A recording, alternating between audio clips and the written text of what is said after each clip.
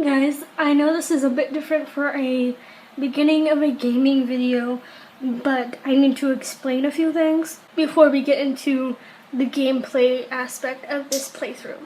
There's some complications in my house where I can't do real-time commentary with these Let's Plays, so I have to record the game and then record my voice later and then put that over the game. So that's why the gameplay that you're about to see may not seem that organic to you, because I've already seen the gameplay. I've already seen what happens when I go back and record my commentary into it. Because of that, I will not make an effort to commentate on certain things.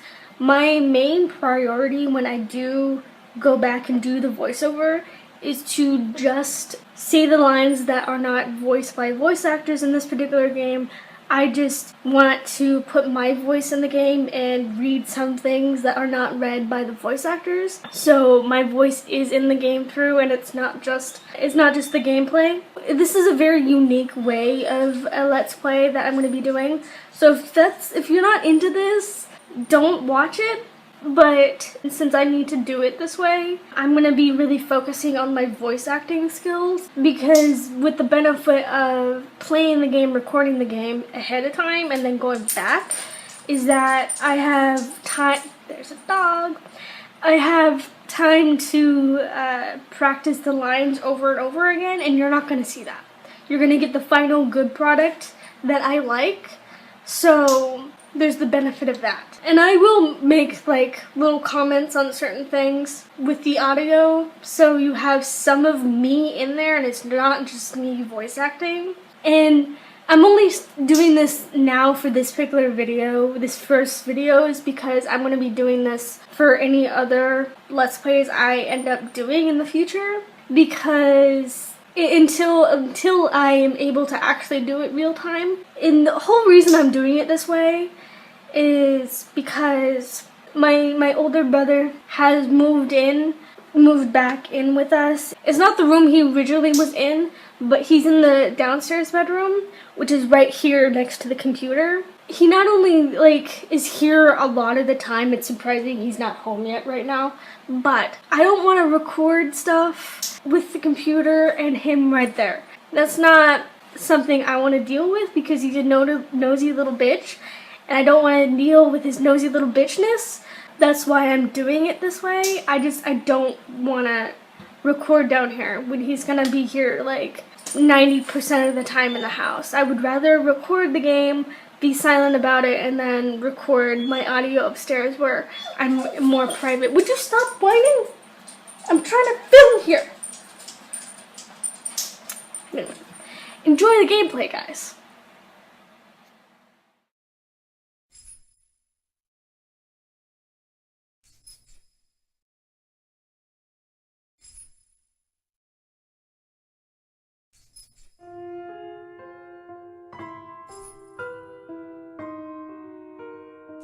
The letter.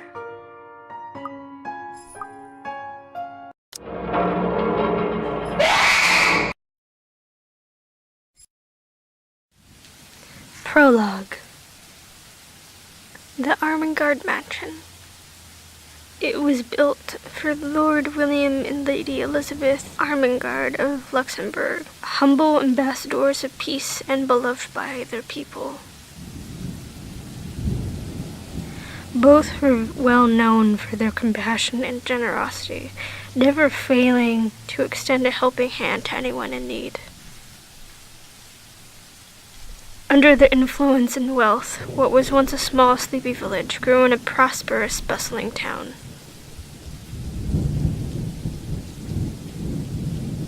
However, the seasons of joy eventually ended when the good nobles perished at the hands of a great plague.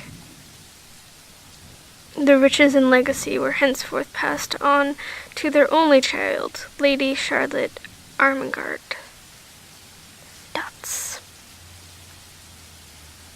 The mansion has stood since the 1620s, a witness to a very long history of joy and pain.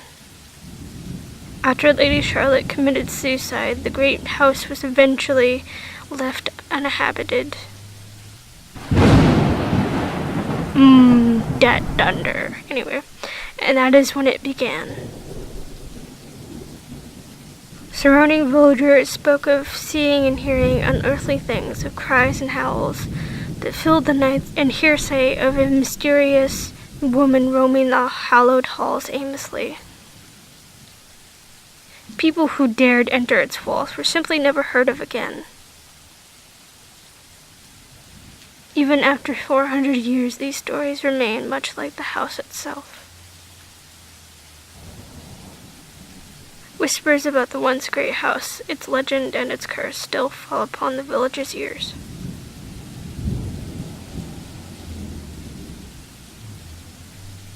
In spite of this, the current owners are convinced that these stories are nothing more than a hoax. With little regard to the truth, they had Briar Retail Corporation place the property back on sale. Like Pandora's box, the secrets that lay inside await to be discovered by brave souls. No matter what happens, take care not to be consumed by the curse. Dots. Good luck. Isabella.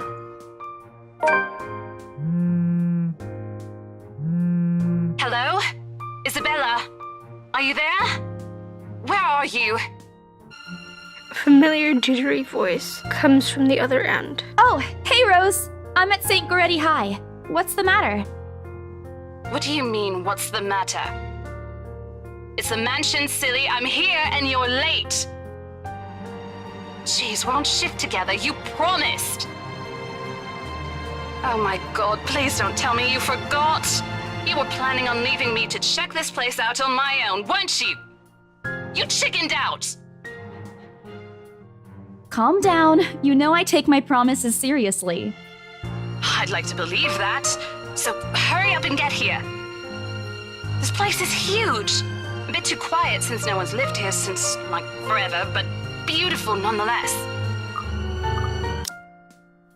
Why are you so surprised? This isn't the first time you've been there. I know.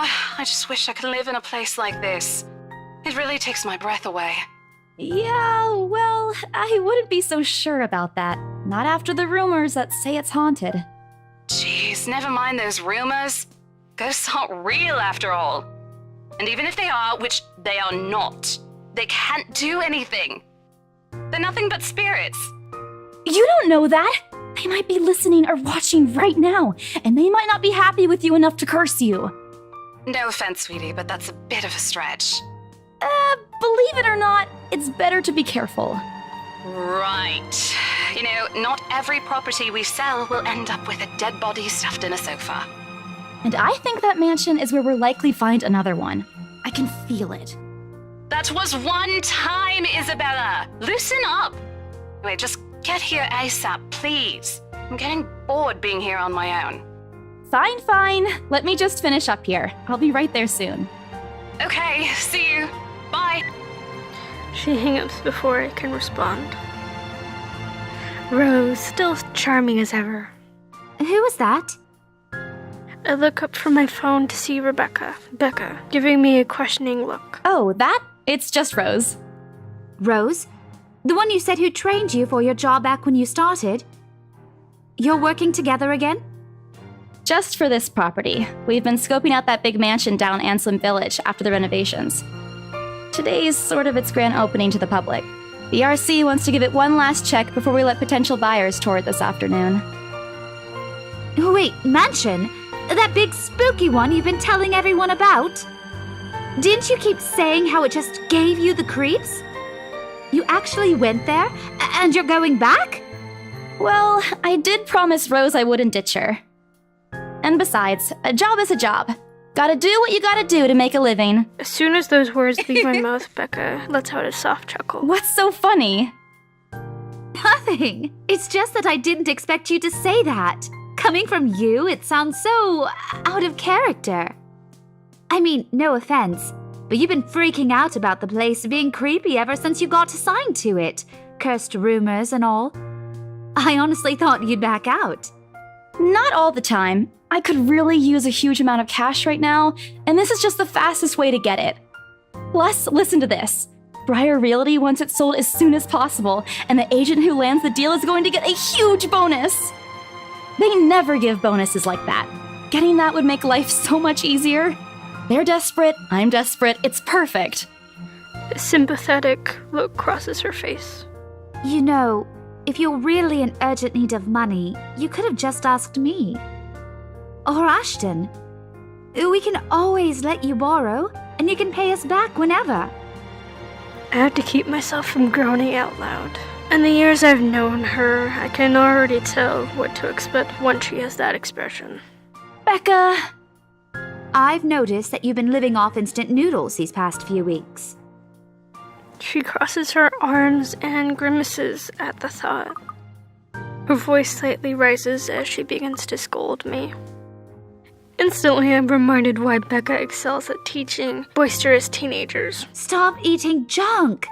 They're cheap, but they're not good for you. You'll definitely end up in the hospital if you keep at it. Here we go again. I eat other things too. You're not my mom. Hey! I eat other things too.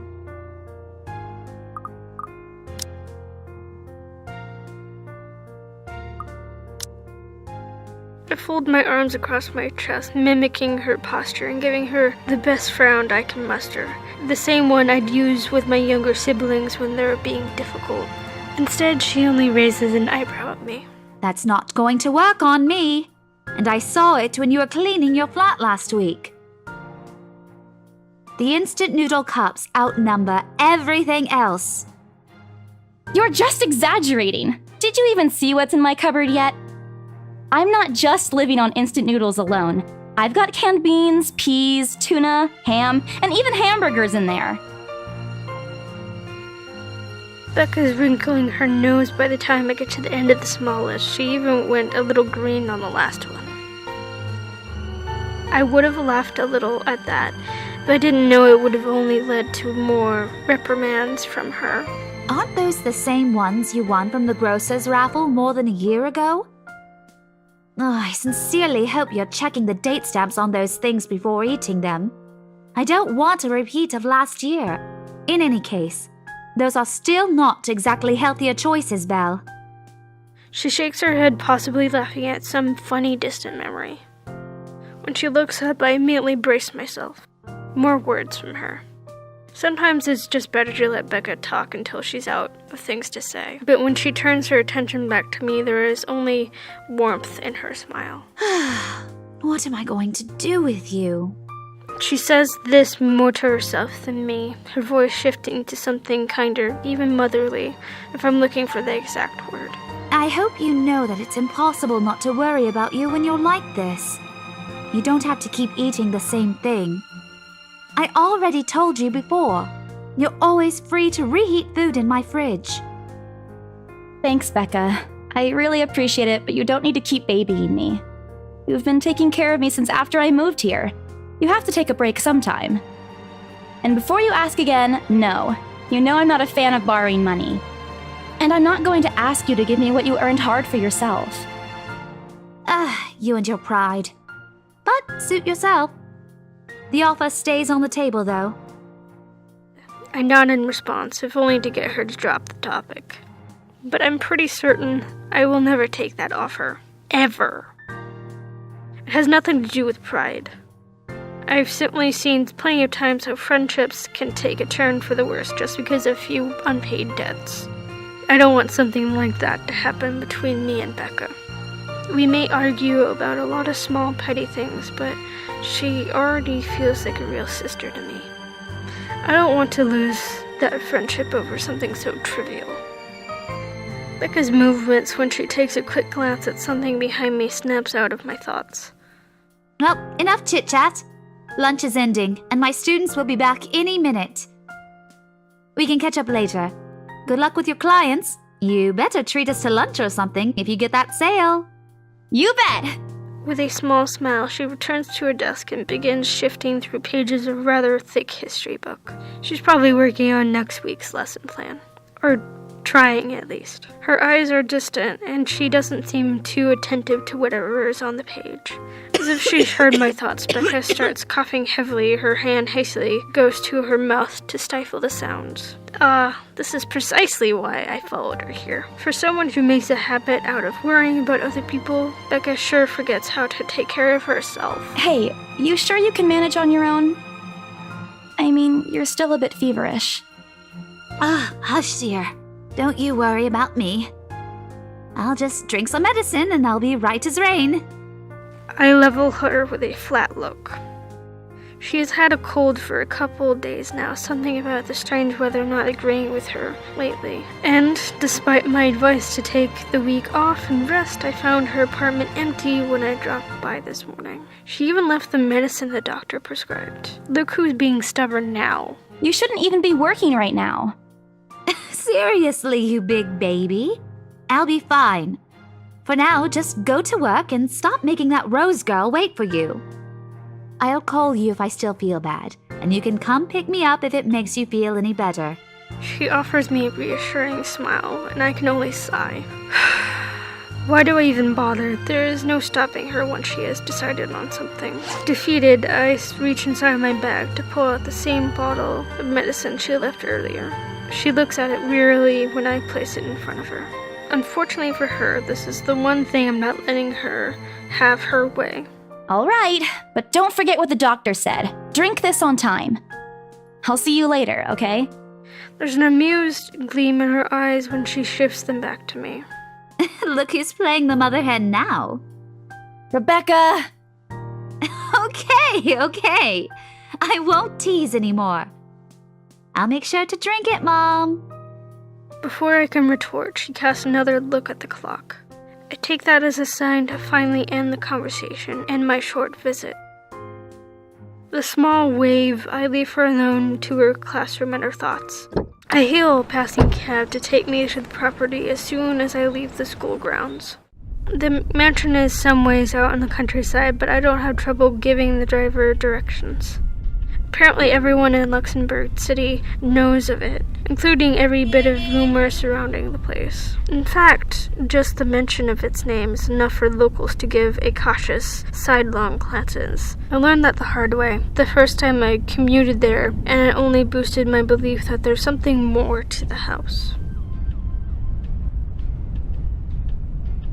Even the news of it being renovated and placed back on the market has caused quite a stir. Thankfully, it died down a few weeks later. The place would have become a lot harder to sell otherwise. I avert my eyes from the window once the buildings shrink in the distance. We get a glimpse of the countryside soon, although a quick glance at my watch tells me we're still a few minutes away from our destination. Might as well get some work done. Rose did ask me to review the mansion's documents. I already looked them over last night, but you never know when things might go wrong. Life has ways of messing things up like that. Halfway through reading the papers, my phone rings again. I pick it up without looking, neatly tucking it between my ear and shoulder. It's probably just Rose again anyway. Rose? Guess again. That voice. Ash. Bingo. Hey, what's up? Just checking if you're still cool later this evening. You mean that thing with Zach? Yeah. He even called in the middle of the night just to remind me. No, don't worry. I didn't forget. I'll be there. Cool. I'll see you later.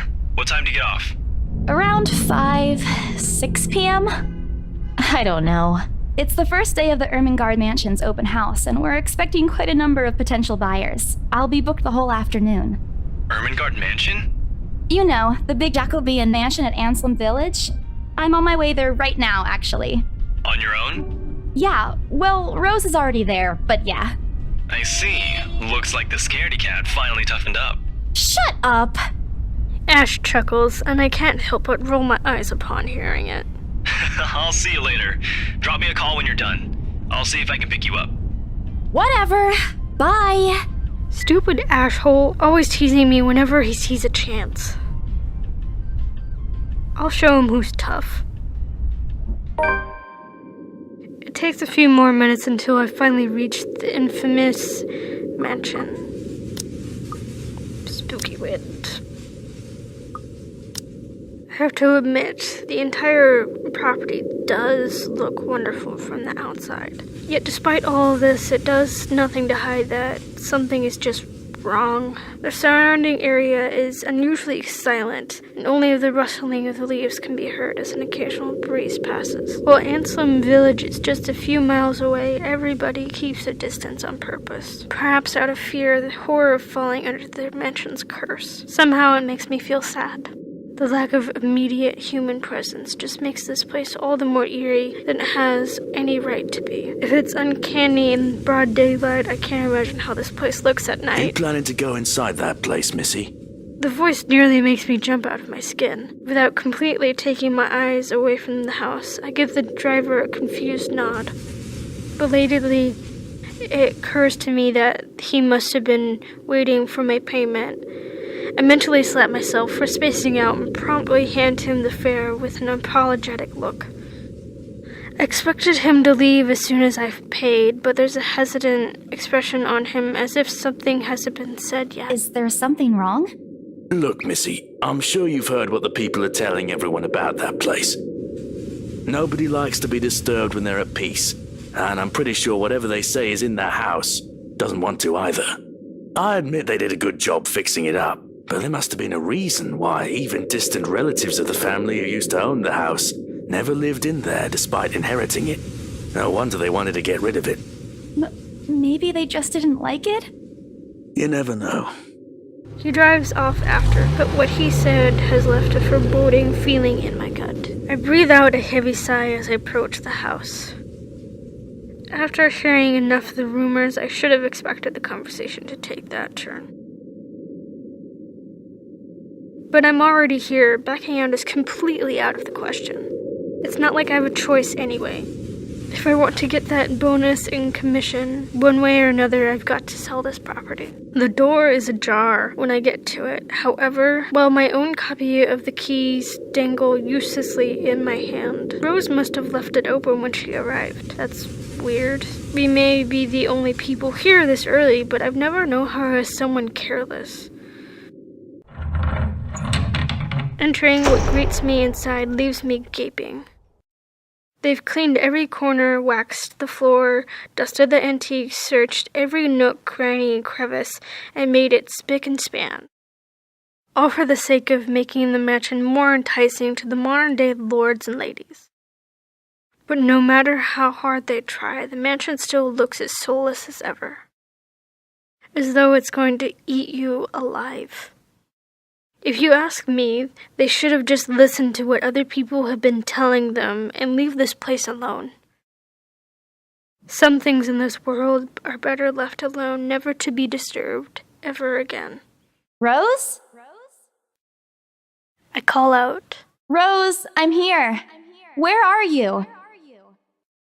My voice echoes softly throughout the hallways. Dots. Oh, who am I kidding? In a place this big, I don't think she'll hear me no matter how deafening the silence. She could be all the way on the other side of the property for all I know. Quickly, I reach for my phone and dial her number, but...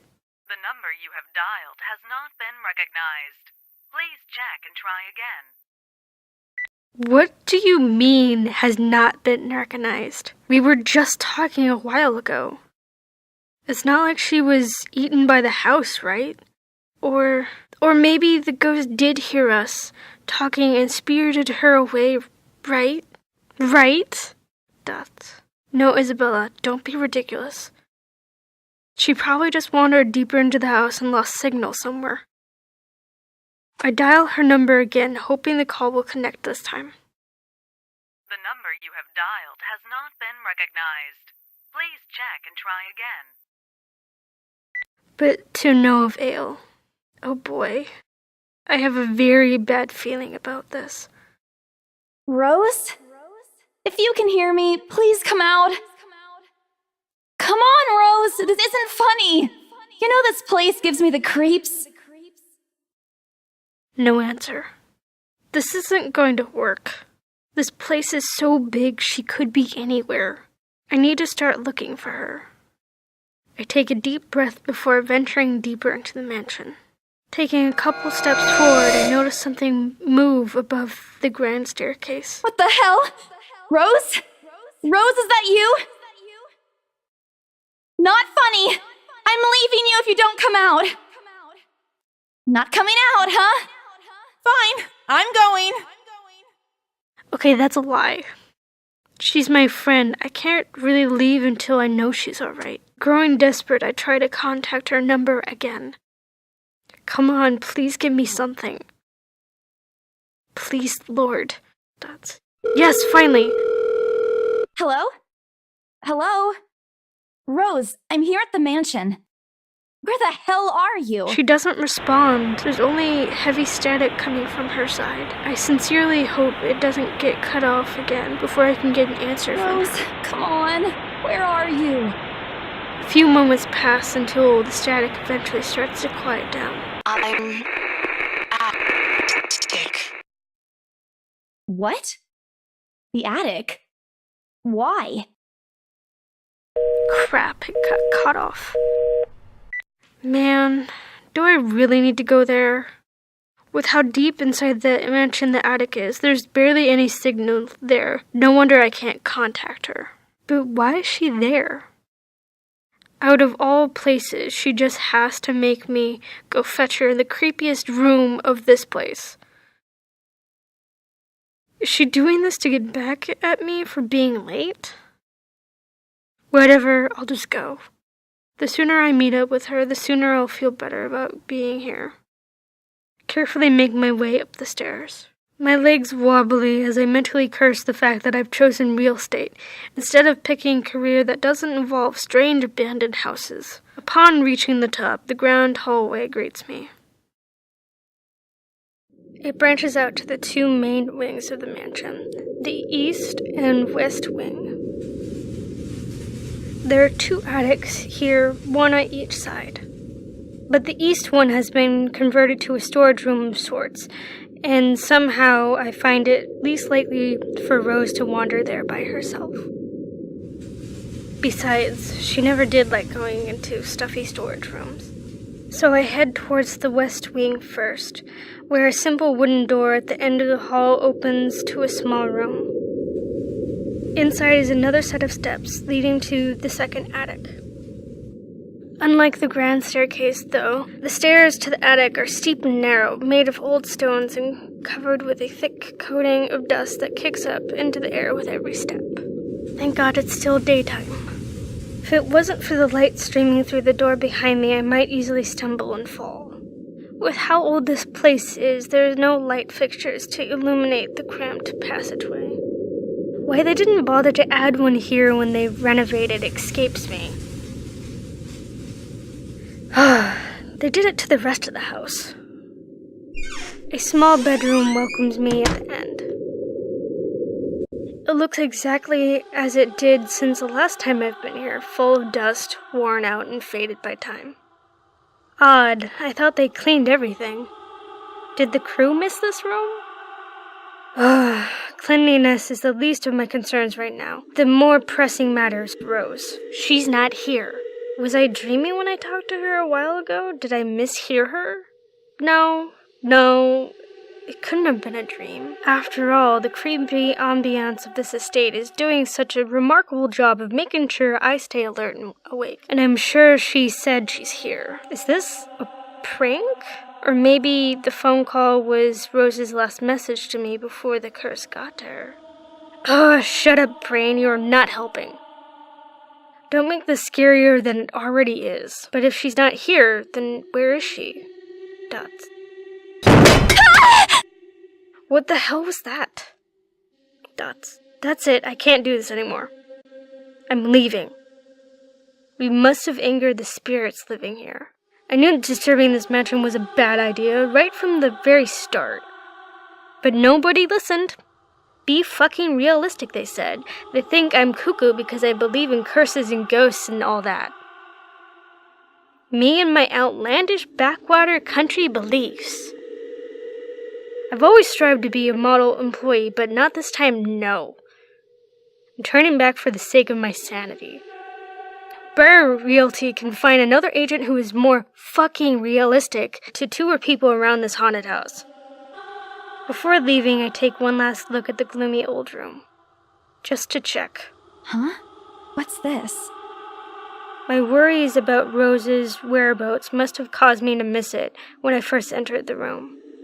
But there's clearly something on the floor. It looks like A letter? lying on the ground just a couple inches away from my feet. Out of sheer curiosity, I lean down and pick it up. Strange. I don't recall seeing this the last time I was here. A few days back, me and a few other agents inspected the mansion to prepare for today. I had been the last to look inside the attic and leave, and this certainly hadn't been here before. Someone must have left this in the room since then. Did Rose leave this for me? Was she here a while ago? I couldn't have missed her though, could I? There's only one set of stairs leading to the attic. The letter isn't exactly in pristine condition. In fact, it looks rather ancient. The letter is so thin and rough, I'm worried it will fall apart if I so much as touch it. But with great care, I open it, and what I read shakes me to my core. What? Oh my god. Nothing but the words "help me" fills the page, all of it seemingly written with a crimson-shaded pen. Or blood. I gulp. The same phrase just goes on until... Send this to 5 people or else. Or else what? Or else what? As quickly as I can, I scan the back of the paper and peek into the envelope to make sure I'm not missing out on the second page. But there's nothing. No. Oh, please, no. My hands tremble as dread creeps over me. The room is suddenly getting colder. I need to get out of here. Folding the paper in half, the sight that greets me next has me frozen on the spot. A pair of blood-soaked feet enters my field of vision, covered in gaping wounds with skin eaten away to reveal flesh, bone, and all manner of things that isn't meant to be seen. It's too much. All of it is too much. I want to cry, call for help, but the words catch in my throat. Even my feet can't move, completely paralyzed out of fear. Lord, please help me. Be brave and look up, close eyes and pray. I need to face it. Whoever, whatever these feet belong to, I need to face it. And if I am going to die, if they're going to kill me, at least I'll know what my killer looks like. A cold comfort. So with a deep breath, I summon every ounce of courage I have left in me, and I shift my gaze upwards. Please, don't hurt me. No! Without thinking, I scramble towards the door. I struggle to open it, but it won't budge. Stay away! Go away! Please, Lord, make it go away! Why now? Why won't it open now? My heart sinks as reality dawns in. I'm locked in with that thing. Let me out! Let me out! Lord, please, let me out! It slowly approaches me as I wrench the doorknob violently back and forth.